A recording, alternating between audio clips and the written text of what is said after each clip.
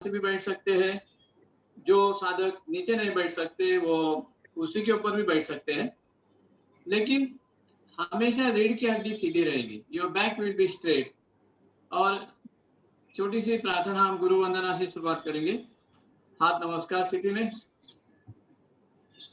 गुरुर्ब्रह्मा गुरुर्विष्णु गुरुर्देवो महेश्वरा, गुरु साक्षात् परब्रह्म तस्मै श्री गुरुवे नमः। तस्मै श्री गुरुवे नमः।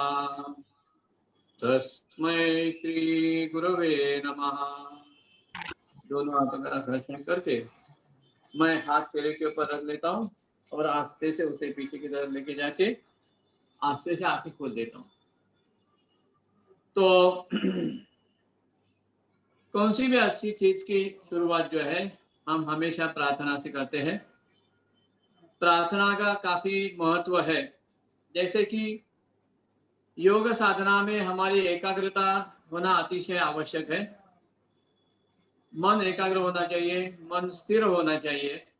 और इसीलिए यदि हम प्रार्थना से शुरुआत करेंगे तो प्रार्थना से मन शांत होता है, शरीर में स्थिरता प्राप्त हो जाती है और आगे जो हम योग साधना कर सकते हैं उसके लिए हमारी शारीरिक और मानसिक स्थिति अच्छी तरह से हो जाती है।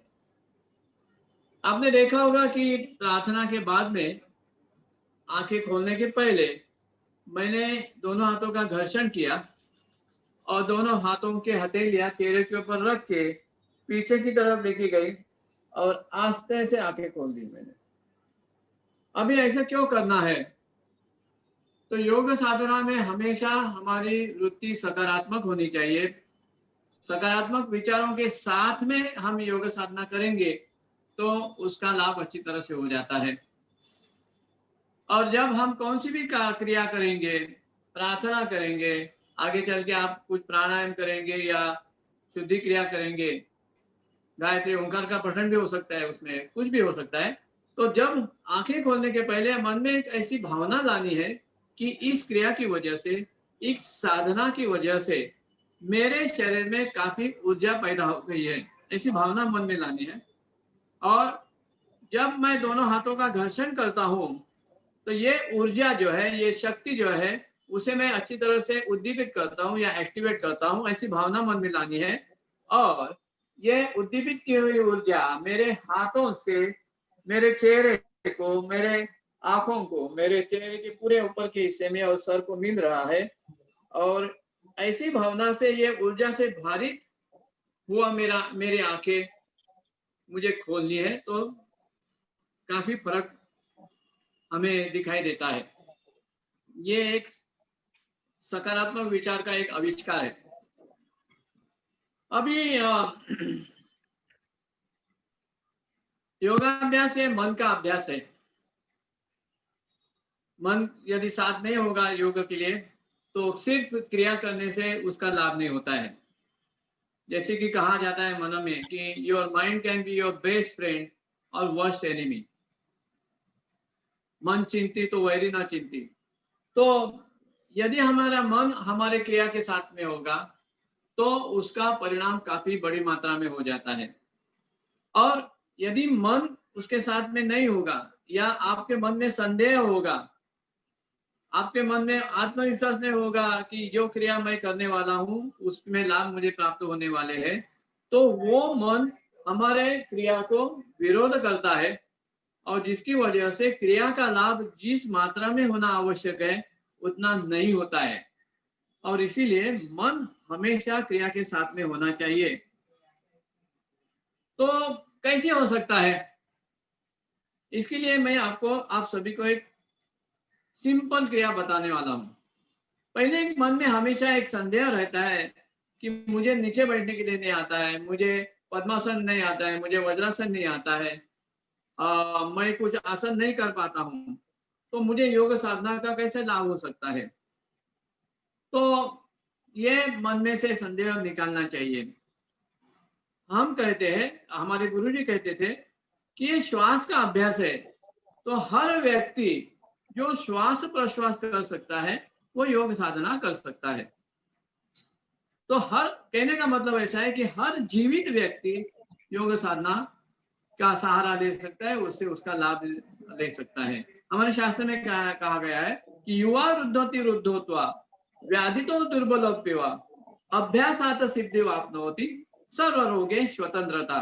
यानी युवा, वृद्ध, अतिवृद्ध, व्याधिग्रस्त सभी योग साधना के सहायता से उसका लाभ प्राप्त कर सकते हैं।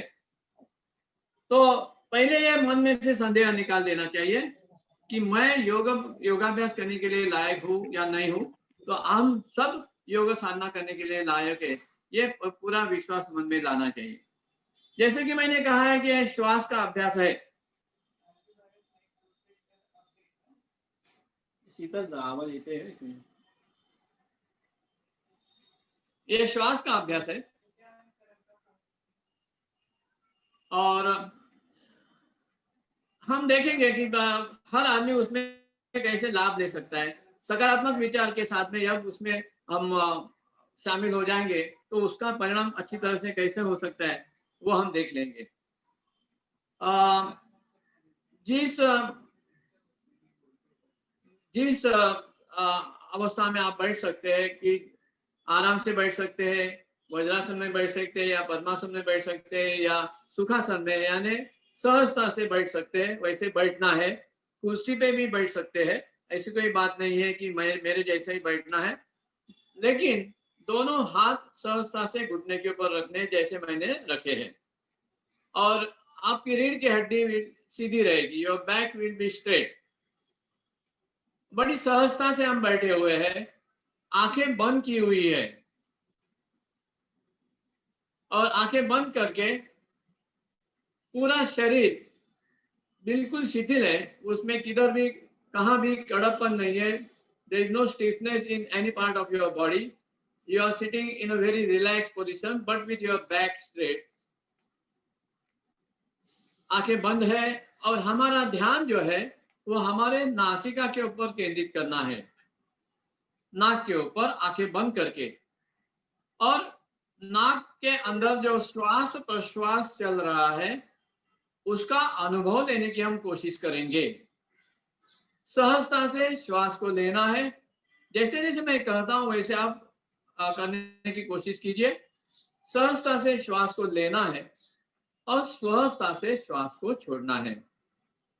और श्वास लेते समय और श्वास छोड़ते समय हमारा ध्यान जो है वो हमारे नासिका के अंदर के हिस्से में केंद्रित करना है, the inner portion of your nostrils. श्वास लेते समय नासिका के अंदर के हिस्से में जो अंदर जाने वाली हवा के माध्यम से जो ठंड हवा का स्पर्श होता है, उस ठंड हवा के स्पर्श को हमें महसूस करना है। और श्वास जब हम बाहर छोड़ते हैं तो बाहर जाने वाले हवा के उष्ण हवा का स्पर्श को हमें महसूस करना है। ध्यान में रखिए, आंखें बंद करके नाक के अंदर के हिस्से में हमारा ध्यान पूरी तरह से केंद्रित करके श्वास लेते समय अंदर जाने वाले ठंड हवा के स्पर्श को हम महसूस कर रहे हैं और श्वास बाहर छोड़ते समय बाहर जाने वाले हवा के साथ में जो उष्ण हवा का स्पर्श होता है उसी उष्ण हवा के स्पर्श को हम महसूस कर रहे हैं। सहजता से दीर्घ श्वास, सहजता से दीर्घ प्रश्वास। बड़ी एकाग्रता से इस श्वास और प्रश्वास के प्रक्रिया में हम शामिल हो गए हैं। क्रिया करते करते शायद हमारा मन भटक जाएगा। जब हम महसूस करेंगे कि मेरा मन भटक रहा है तो फिर से उसे इस श्वास और प्रश्वास के प्रक्रिया में लाने की कोशिश कीजिए। शरीर बिल्कुल स्थिर है, दोनों हाथ सहजता से घुटने के ऊपर रखे हुए हैं। आंखें बंद करके ध्यान नासिका के अंदर के हिस्से में केंद्रित करके श्वास लेते समय ठंडा हवा के स्पर्श को महसूस कर रहे हैं और श्वास छोड़ते समय उष्ण हवा के स्पर्श को हम महसूस कर रहे हैं। केवल श्वास, केवल प्रश्वास। बड़ी एकाग्रता से श्वास और प्रश्वास के प्रक्रिया में हम शामिल हो गए हैं ताकि हम महसूस करेंगे कि श्वास और प्रश्वास के अतिरिक्त कौन सा भी अस्तित्व नहीं है। अस्तित्व जो है वो सिर्फ और सिर्फ मेरे श्वास और प्रश्वास का ही है। दीर्घ श्वास सहजता से, दीर्घ प्रश्वास उसी ही इतने ही सहजता से। अब मन में एक कल्पना कीजिए कि श्वास लेते समय ठंडा हवा के साथ में मुझे प्राणवायु मिल रहा है और जिसकी वजह से मुझे उत्साह और शक्ति प्राप्त हो रही है। और हर उच्छ्वास के साथ में श्वास बाहर छोड़ते समय बाहर जाने वाली उष्ण हवा के साथ में मेरे शरीर से अशुद्धता बाहर जा रही है और मेरा शरीर शुद्ध हो रहा है। श्वास लेते समय ठंडा हवा के साथ में मेरे शरीर में प्राणवायु मिल रहा है जिसकी वजह से मुझे उत्साह और शक्ति प्राप्त हो रही है। ऐसी भावना, ऐसे विचार मन में लाइए और श्वास छोड़ते समय उष्ण हवा के साथ में मेरे शरीर से अशुद्धता बाहर जा रही है और मेरा शरीर शुद्ध हो रहा है। ऐसी भावना मन में लाके इस श्वास और प्रश्वास के प्रक्रिया का आनंद लेने की हम कोशिश करेंगे। क्रिया चलती रहेगी बड़ी एकाग्रता से। मन में सकारात्मक भावना है, श्वास लेते समय उत्साह और शक्ति प्राप्त हो रही है ठंडा हवा के साथ में, और उच्छ्वास के साथ में बाहर जाने वाली उष्ण हवा के साथ में मेरे शरीर से अशुद्धता बाहर जा रही है और मेरा शरीर शुद्ध हो रहा है। ऐसी कल्पना कीजिए और कुछ समय के लिए इसी अवस्था में हम रुकने की और उसका लाभ लेने की कोशिश करेंगे।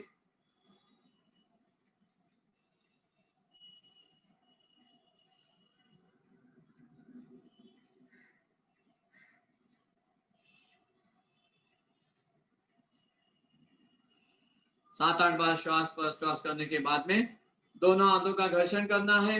आंखें बंदी रहेगी, दोनों हाथ चेहरे के ऊपर रख के पीछे की तरफ लेके जाएंगे और आस्ते से आंखें खोल लेंगे। यदि आपने बड़ी एकाग्रता से इस श्वास और प्रश्वास की प्रक्रिया में आप शामिल हो गए होंगे तो उसका जरूर बदलाव आपको महसूस हो जाएगा। आंखें खोलने के बाद में आपको उत्साहित लगेगा।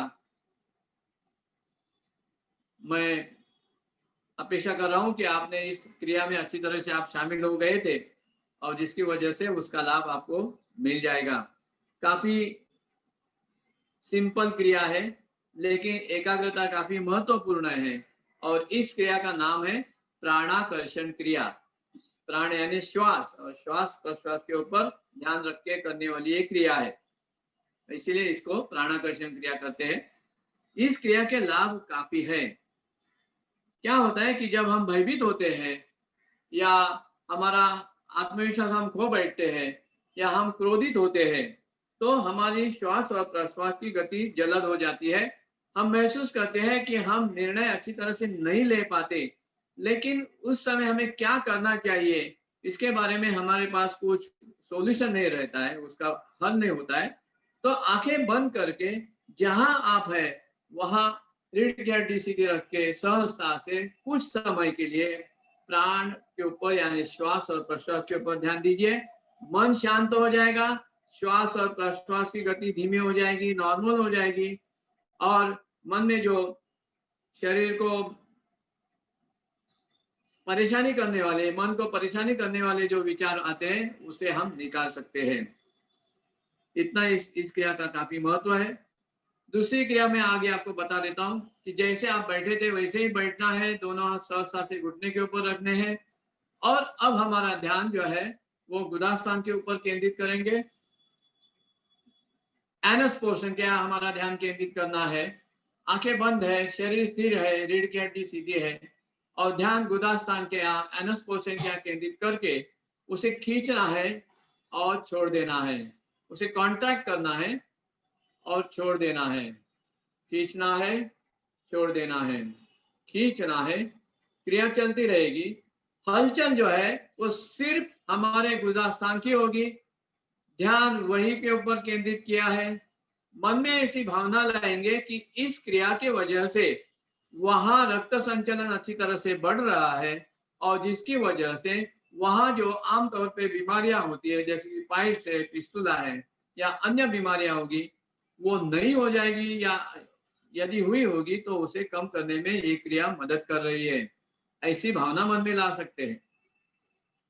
उसका दूसरा एक यौगिक लाभ ऐसा है कि गुदास्थान के यहाँ हमारे योगाभ्यास में काफी महत्व पूर्ण ऐसा वर्णन किया है, जिसे गणेश का स्थान बताया गया है, जहाँ मूलाधार चक्र ये महत्वपूर्ण चक्र है, जहाँ इड़ा पिंगला और सुषुम्ना इन नाड़ियों का उगम है, और जिसकी इस क्रिया की वजह से गुदास्थान को खींचना है, छोड़ना है, ऐसे करने के बाद में इन नाड़ियों की कार्य क्षमता को हम बढ़ा देते हैं, जिसकी वजह से हमारे शरीर के ऊपर पूरा सकारात्मक परिणाम होता है।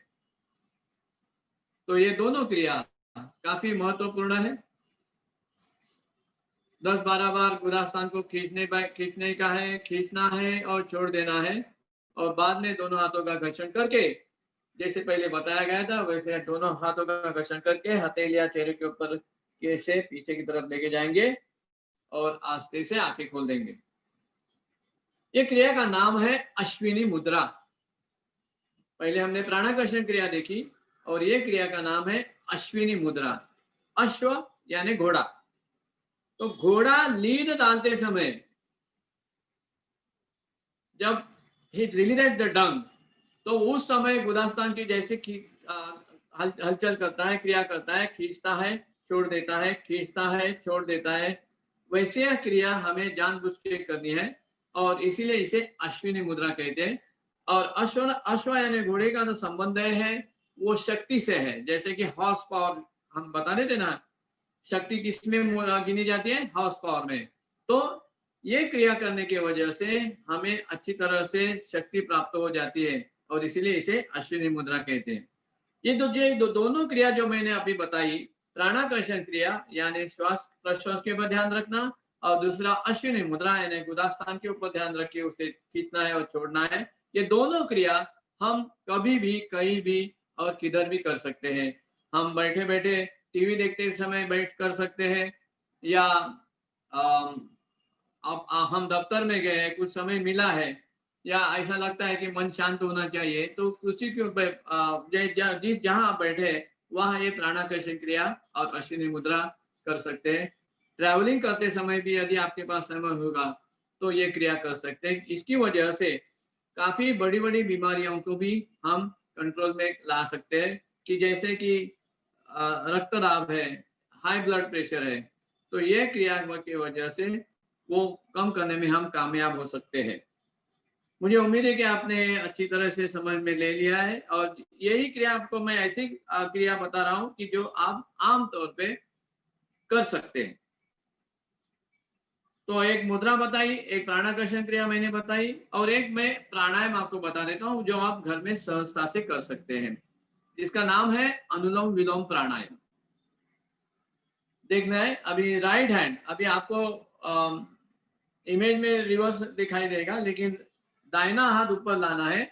दाहिने हाथ का अंगूठा जो है, ये अंगूठा वो राइट नोस्ट्रल को कंट्रोल करेगा, और जो छोटी उंगली के बाजू में जो रिंग फिंगर बोलते हैं, अनामिका जिसे बोलते हैं, उससे लेफ्ट नोस्ट्रल को कंट्रोल करना है। हाँ, और श्वास लेते समय राइट नोस्ट्रल बंद करके लेफ्ट से हवा अंदर लेनी है, और फिर लेफ्ट बंद करके राइट से छोड़नी है, फिर राइट से लेनी है, फिर राइट बंद करके लेफ्ट से छोड़नी है। संत गति से हवा को लेना है और उतनी ही संत गति से हवा को छोड़ना है। हम सभी साथ में करेंगे। राइट हैंड ऊपर लेके पहले राइट नोस्ट्रल अंगूठे से बंद करनी है, लेफ्ट से हवा ले लीजिए, फिर लेफ्ट बंद करके राइट को खोल के राइट से हवा छोड़नी है, फिर राइट से हवा अंदर लेनी है, फिर राइट बंद करके लेफ्ट से छोड़नी है, फिर लेफ्ट से लेनी है, और लेफ्ट बंद करके राइट से छोड़नी है, फिर राइट से लेनी है, और राइट बंद करके लेफ्ट से छोड़नी है। ठीक है, तो मेरे ख्याल से आपके समझ में आ गया होगा। सिंपल है, इसे अनुलोम विलोम प्राणायाम भी कहते हैं, या नाड़ी शुद्धि प्राणायाम भी कहते हैं। नाड़ी शुद्धि यानी योगाभ्यास में ऐसा बताया गया है कि हमारे शरीर में कई नाड़ियां हैं जिससे काफी एक वाइटल फोर्स प्रोवाइड होता रहता है और इन नाड़ियों की शुद्धि इस प्राणायाम से हो जाती है और काफी बड़ा महत्वपूर्ण लाभ इससे मिल जाता है। तो इसीलिए उसे नाड़ी शुद्धि प्राणायाम या अनुलोम विलोम प्राणायाम कहते हैं। हमेशा कौन सी भी योगा की क्रिया करते समय हमारी रीढ़ की हड्डी सीधी रहेगी और बैक विल बी स्ट्रेट, ये ध्यान में रखिए। बैठने के लिए आस्ते आस्ते आप पद्मासन या वज्रासन जैसे प्रैक्टिस होगी आगे चल के कर सकते हैं, लेकिन रीढ़ की हड्डी सीधी रख के स्थिर सुखासन में बैठ के ये क्रिया करनी है प्राणायाम की, अनुलोम विलोम प्राणायाम। अभी यहाँ मैं आपको एक बात बताना चाहूंगा कि हमारे शरीर में सेल्फ रिपेयरिंग सिस्टम हमेशा कार्यरत रहती है।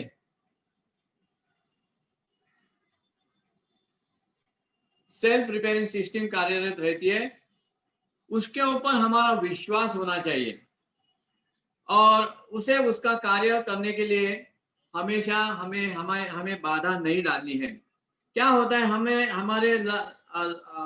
हमारा खान पान, हमारे रहन सहन, हमारी लाइफस्टाइल, इसकी वजह से ये सेल्फ रिपेयरिंग सिस्टम है, शरीर में जो कार्य प्रणाली है हमारे शरीर को अच्छी तरह से रखने के लिए, उसमें हम बाधा डालते हैं और उसकी वजह से बीमारी आ जाती है या तकलीफें आ जाती है। मैं आपको एक छोटा सा सिंपल उदाहरण बता दूंगा कि जब हमें कुछ अच्छी चीज सामने दिखाई देती है तो हमारा मन खाने के लिए, उसको खाने के लिए हो जाता है और तब हमारे मुंह में पानी आ जाता है। ऐसा कहा जाता है ना कि मुंह में पानी आ जाता है क्योंकि हमें चीज वो अच्छी लगती है, आम हो या इमली हो या कौन सी भी अच्छी चीज हो। तो ये नैसर्गिक है। ये मुंह में पानी जो है वो सलाइवा है और वो सलाइवा का एक फंक्शन रहता है कि जो हम खाना खाते हैं, जो मुंह में लेते हैं, तो चबाते समय उसमें वो सलाइवा मिक्स हो जाता है और जब वो खाना नीचे जाता है तो उसका पचन अच्छी तरह से हो जाने के लिए कुदरती इस स्थिति की, इस अरेंजमेंट की गई है कि जिसकी वजह से हमारे मुंह में पानी आ जाता है या सलाइवा आ जाता है। लेकिन यदि हमारी आदत अच्छी तरह से नहीं होगी, हम क्या करते हैं कि जल्दी खाना खा लेते हैं और उसे नीचे ढकेल लेते हैं, तो सलाइवा होने के बावजूद भी उसे समय नहीं मिलता कि वो सलाइवा उस खाने में मिक्स हो जाए और जिसकी वजह से हमारा वो खाने हुए अन्न का पचन अच्छी तरह से हो जाए। ऐसे क्यों होता है? क्योंकि हमारी आदत क्या है, जल्दी जल्दी खाना नीचे ढकेलना, क्योंकि हमारे पास समय नहीं है। तो ये आदतों की वजह से यदि हमारे शरीर में सेल्फ रिपेयरिंग सिस्टम या शरीर का स्वास्थ्य अच्छे रखने की सिस्टम होने के बावजूद भी हमारी आदतों की वजह से वो अच्छी तरह से नहीं हो पाता है। और इसीलिए ये छोटी छोटी चीजों के ऊपर हमारा लाइफस्टाइल के लिए भी हमें कैसे ध्यान रखना चाहिए, वो यदि हम अच्छी तरह से रखेंगे, हमारे शरीर के कार्य प्रणाली के ऊपर हम विश्वास रखेंगे, तो हम उसमें अच्छी तरह से कामयाब हो सकते हैं। दूसरा उदाहरण मैं आपको एक देता हूँ कि जब हम कभी कभी गिर जाते हैं तो हड्डी फ्रैक्चर हो जाती है।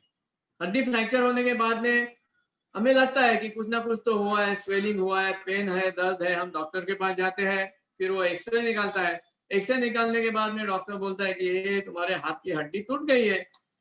तो वो क्या करता है, वो दोनों जो हाथ की हड्डी टूटी है उसे आमने सामने फिर से पूर्व स्थिति में ला के रख देता है और वो हिले नहीं, इसलिए उसे बाहर से प्लास्टर लगा देता है और बोल देता है कि अभी आप 1 महीने के बाद में आ जाओ और फिर 1 महीने के बाद में मैं देख लेता हूँ। होता क्या है कि ये जो प्लास्टर लगाने के बाद में हड्डी की हलचल नहीं हो जाती है, वो स्थिर एक ही जगह में कायम रहती है और कुछ दिन के बाद में वो जुड़ जाती है। और 1 महीने के बाद जब हम जाते हैं, वो डॉक्टर फिर से एक्सरे निकालता है और बोलता है कि तुम्हारी हड्डी जुड़ गई है। तो ये जोड़ने का काम किसने किया? डॉक्टर ने कुछ उसमें कुछ स्टिकिंग मटेरियल, फेविकोल या कुछ ऐसा नहीं लगाया था। तो हमारे शरीर में जो कार्य प्रणाली है, वो कार्य प्रणाली को वो एक्टिवेट कर देती है और वो दोनों हड्डी जो टूटी हुई है वो जुड़ जाती है। लेकिन कार्य प्रणाली मौजूद होने के बावजूद भी यदि वो हड्डी में कुछ फासला होता था तो वो नहीं जुड़ जाती थी। तो ये डॉक्टर ने क्या किया, उसे आमने सामने रख दिया। तो वही कि हमारे शारीरिक स्थिति में हमें हमारी कार्यक्षमता बढ़ाने के लिए हमारी आदतों को ऐसी तरह से रखना चाहिए, हमारे खानों को ऐसी तरह से रखना चाहिए ताकि हमारी कार्य प्रणाली हमेशा हमेशा एक्टिवेट रहे और हमारा स्वास्थ्य हमें खुद प्राप्त कर सकते हैं। और एक बात मैं इसमें बताने देता हूँ कि जब हम प्लास्टर निकाल देते हैं तो हमारा, समझो कि दाहिने हाथ में, मेरे दाहिने हाथ में फ्रैक्चर हो गया है, तो वो काफी कमजोर हो जाता है। क्यों कमजोर हो जाता है कि 1 महीने में उसमें हलचल नहीं होती है और वहां के जो स्नायु है वो एकदम पतले और दुबले हो जाते हैं और कमजोर हो जाते हैं। तो फिर हमें फिजियोथेरेपी करनी पड़ती है और कुछ दिनों के बाद में वो नॉर्मल हो जाता है। तो जो ये हाथ के बारे में होता है वही हमारे शरीर के बारे में होता है कि हमारे शरीर में जो स्नायु है वो स्नायु की कार्यक्षमता हमेशा अच्छी तरह से रखने के लिए हमें कुछ ना कुछ तो एक्सरसाइज करना आवश्यक है। यदि हम वो एक्सरसाइज नहीं करेंगे तो वो जो स्नायु है वो स्नायु की क्षमता हम कम कर देते हैं और आस्ते आस्ते उसमें तकलीफ पैदा हो जाती है। आप देखिए कि 1 महीने में हाथ की हलचल नहीं हो गई, 1 महीने में उसमें एक्सरसाइज नहीं हो गया, 1 महीने में उस स्नायु को कुछ व्यायाम नहीं मिला, तो वो इतना कमजोर हो जाता है। तो हमारे आदतों की वजह से हम कई महीने क्या पूरी जिंदगी में ऐसे एक्सरसाइज नहीं करते कि जिसकी वजह से हमारी स्नायु की कार्य क्षमता, हमारी स्नायु की शक्ति या मजबूती हम अच्छी तरह से कामयाब रख सकते हैं। तो ये हमेशा ध्यान में रखनी है कि हमारा स्वास्थ्य कम बिगड़ने का कारण एक है कि हम अच्छी तरह से हमारे स्नायु को एक्सरसाइज नहीं देते हैं। तो छोटे छोटे एक्सरसाइज मैं आपको बता दूंगा, आप देख लेने हैं, देखते देखते करने की कोशिश कर सकते हैं या सुन के बाद में घर में कर सकते हैं कि ऊपर से लेके नीचे तक हमें कौन सी क्रिया हम स्नायु की क्रिया कर सकते हैं। तो पहले है गर्दन का एक्सरसाइज। गर्दन के जो स्नायु है वो गर्दन के स्नायु को एक्सरसाइज करने के लिए पहले आंखें बंद करके गर्दन के स्नायु खींच के बाई तरफ से पीछे की तरफ मुड़ने की कोशिश करेंगे। आंखें खुली रखनी है और कुछ समय के लिए पीछे देखना है, कंधे हिलेंगे नहीं। गर्दन के स्नायु को जो मरोड़ हुआ है, ट्विस्टिंग हो गया है, उसे महसूस करना है। कुछ समय के लिए वहां रुकना है, फिर आगे आना है, फिर स्नायु ढीले रखने हैं, फिर स्नायु को खींच के दाहिनी तरफ लेना है और कुछ समय के लिए पीछे की तरफ देखने की कोशिश कीजिए। कंधे सीधे रहेंगे ताकि गर्दन के स्नायु को मोड़ आएगा, उसे महसूस करना है और आस्ते से आगे आ जाना है। ऐसे 2-3 बार करने के बाद में हमारी ये जो गर्दन के स्नायु है उसको अच्छी तरह से एक्सरसाइज हो जाता है। उसका और एक लाभ ऐसा है कि थायराइड के ग्लैंड्स जो है उनकी कार्यक्षमता अच्छी तरह से रखने के लिए भी ये क्रिया काफी उपयुक्त है।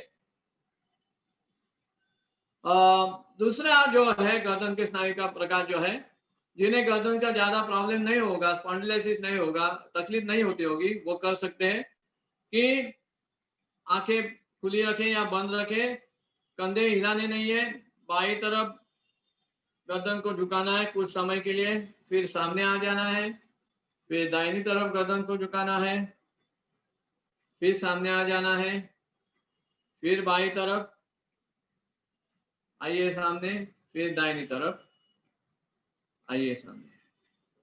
अभी जिन साधकों को इतना भी नहीं कर सकते, गर्दन के स्नायु में काफी प्रॉब्लम है, गर्दन की मूवमेंट नहीं हो सकती है, तो मैं आपको एक सिंपल एक्सरसाइज बता दूंगा कि दोनों हाथ हमारे सर के पीछे की तरफ रखने हैं और हाथ से सर को आगे पुश करने की कोशिश कीजिए और सर हाथ को पीछे पुश करने की कोशिश करेगा। असल में ना सर हिलेगा ना हाथ हिलेंगे, लेकिन एक दूसरे को अपोजिट डायरेक्शन में वो फोर्स अप्लाई करेंगे ताकि हमारे गर्दन के पीछे के स्नायु को अच्छी तरह से एक्सरसाइज मिल जाता है। आप करके देखिए, आप महसूस करेंगे। हाँ, फिर ढीला छोड़ना है, फिर टाइट करके, फिर ढीला छोड़ना है। हाँ, तो पीछे के स्नायु हो गए, वैसे आगे के स्नायु को भी यहाँ फोरहेड के यहाँ हाथ रख के हाथ को पीछे ढकेलना है और सर को आगे ढकेलने की कोशिश करेंगे अपोजिट डायरेक्शन में, तो अनदर सेट ऑफ जो स्नायु है उनको उसमें अच्छी तरह से स्ट्रेंथनिंग मिल जाता है। फिर लेफ्ट हैंड से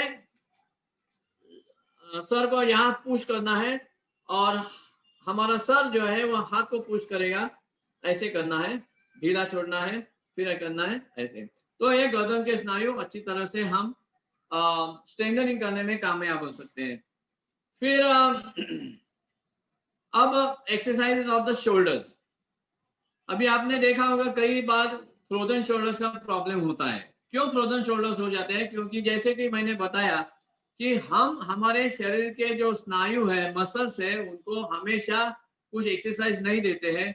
वो एक्सरसाइज के बिना लूज हो जाते हैं, उसमें से शक्ति कम हो जाती है और आगे चल के हमेशा ऐसा हो जाएगा, तो वो फ्रीज हो जाते हैं। उनमें मूवमेंट करने की कार्य क्षमता इतनी कम हो जाती है कि यदि हम मूवमेंट करेंगे तो वो उसमें काफी दर्द हो जाती है।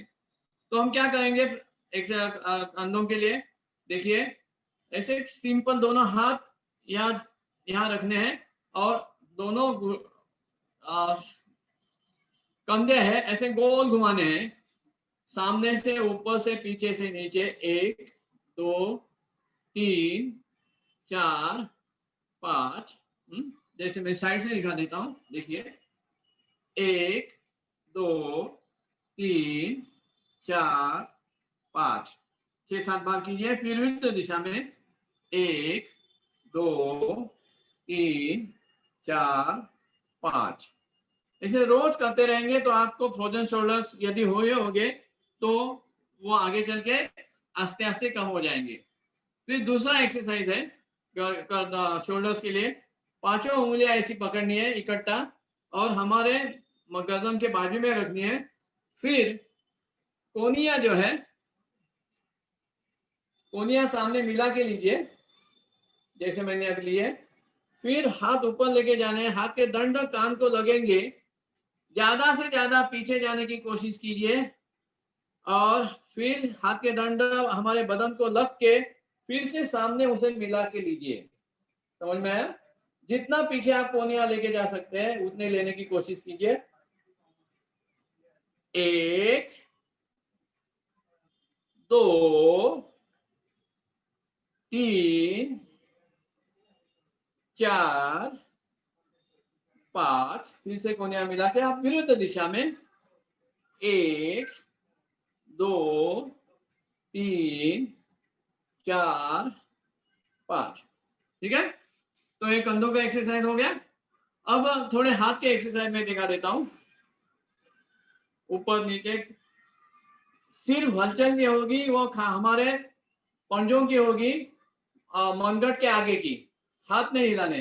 तो ऐसे 1 2 3 4 5। फिर मुट्ठी बंद करके 1 2 3 4 5। विरुद्ध दिशा में 1 2 3 4 5। तो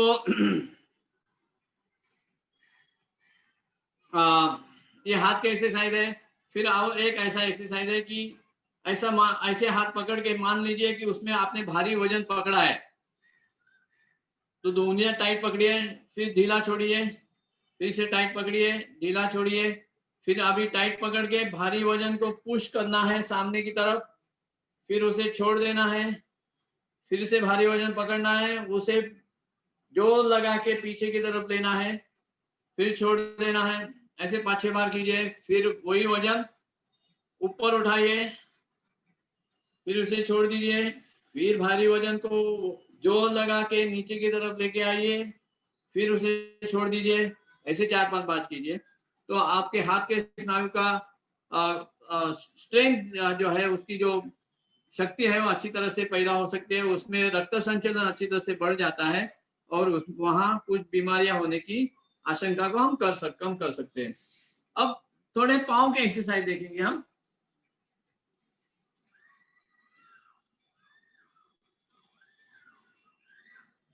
ठीक है,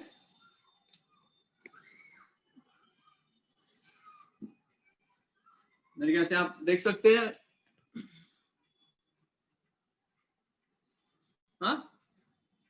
दोनों पाँव में फासला रखना है, अंदर बाहर अंदर बाहर अंदर बाहर अंदर बाहर।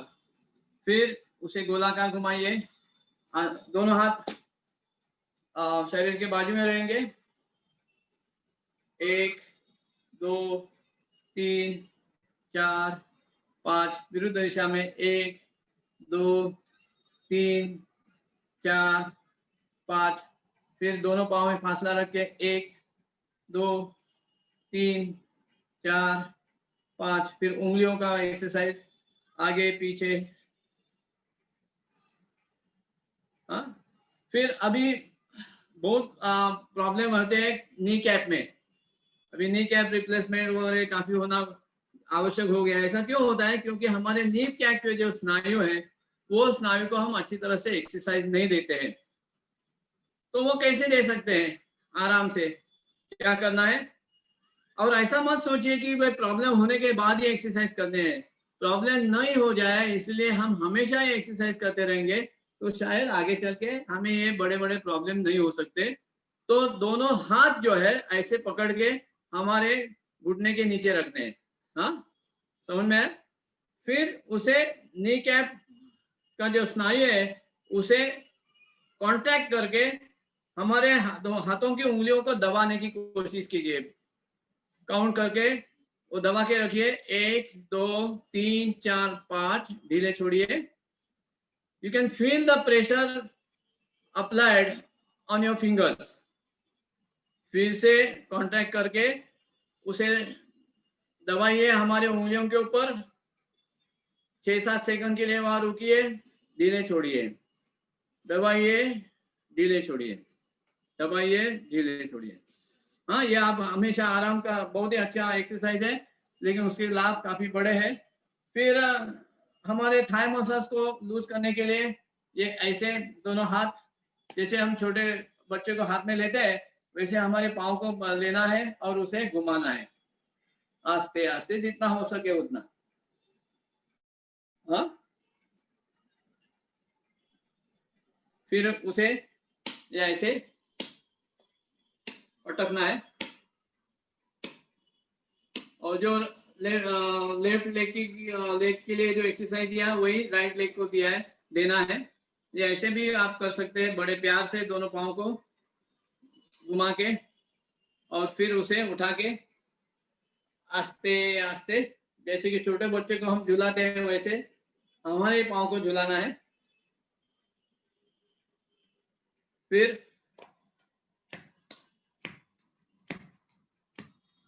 तो ये पाँव के थाई मसल्स जो है उसमें काफी रिलैक्सेशन आ जाता है और स्टिफनेस कम हो जाता है।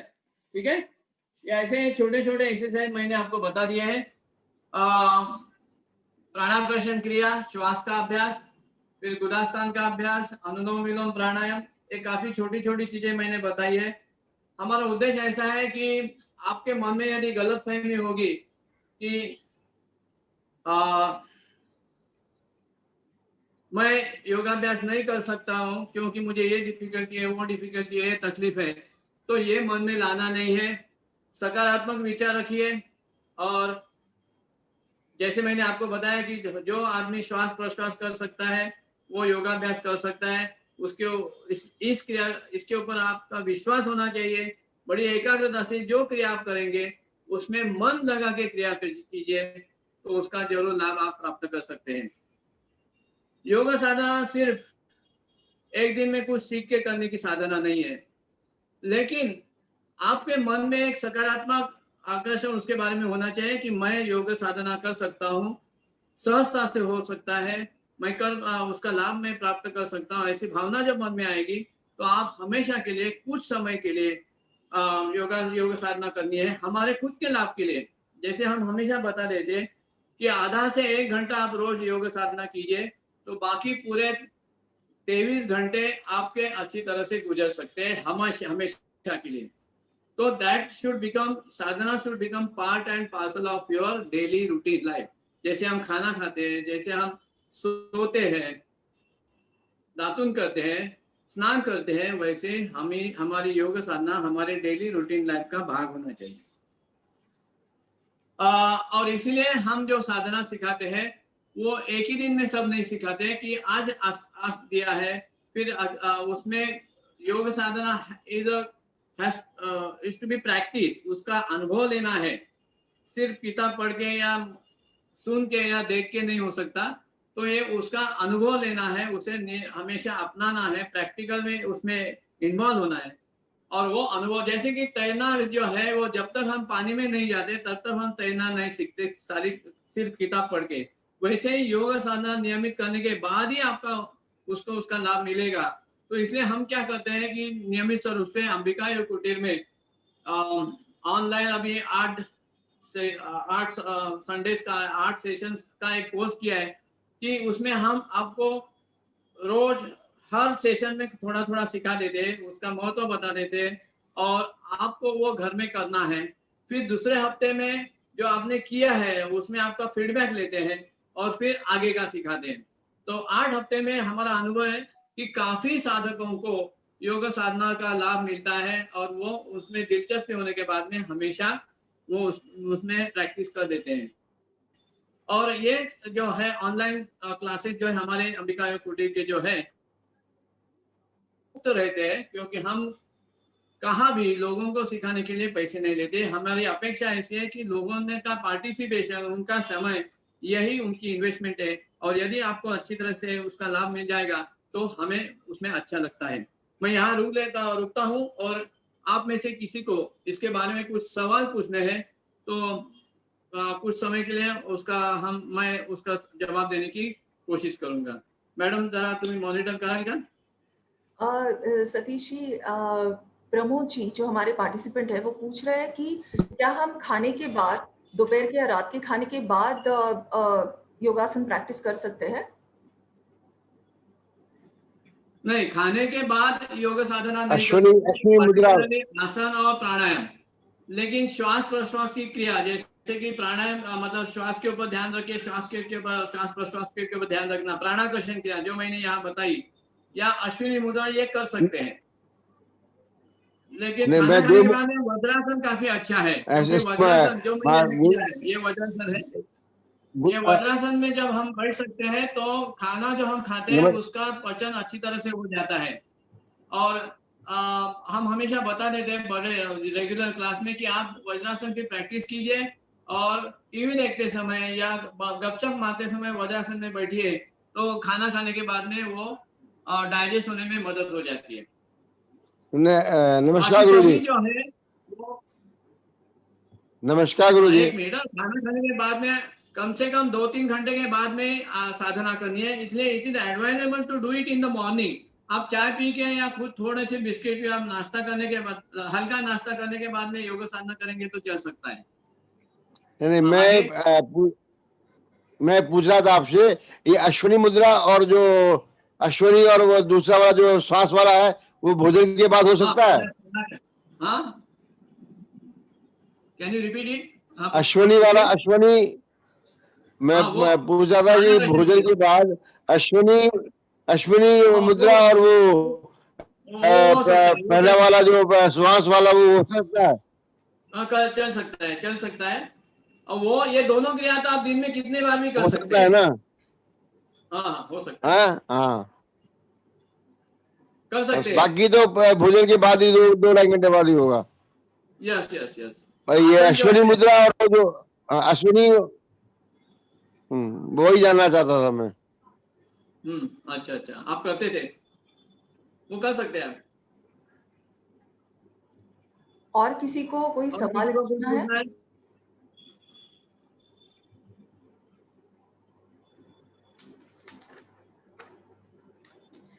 अच्छा, मेरे ख्याल हाँ जी। तो यही रुक जाते हैं। एक प्रार्थना एक छोटी सी मैं करूंगा, अश्वत्थामा शांति पाठ जिसे हम कहते हैं, और बाद में हम यहाँ ही खत्म करेंगे। Thank you very much for your participation. Thank you very much. असतो मा सद्गमय तमसो मा ज्योतिर्गमय मृत्योर्मा अमृतं गमय। ओम शांति शांति शांति। धन्यवाद। Thank you very much. Satish ji, आपने अपना कीमती समय निकालकर हमें इतने अच्छे से मार्गदर्शन किया और हमारे सवालों का भी आपने जवाब दिया, उसके लिए आपका बहुत बहुत धन्यवाद। धन्यवाद Satish ji. You're welcome. Thank you very much. और सभी पार्टिसिपेंट्स, मैं आशा करती हूँ कि आप ये जो आज आपने क्रियाएं सीखी है, जो बेसिक एक्सरसाइजेस सीखी है, आप अब वो प्रैक्टिस करेंगे। सो खुश रहिए, तंदुरुस्त रहिए, जल्दी मिलते हैं। धन्यवाद। धन्यवाद। Thank you very much.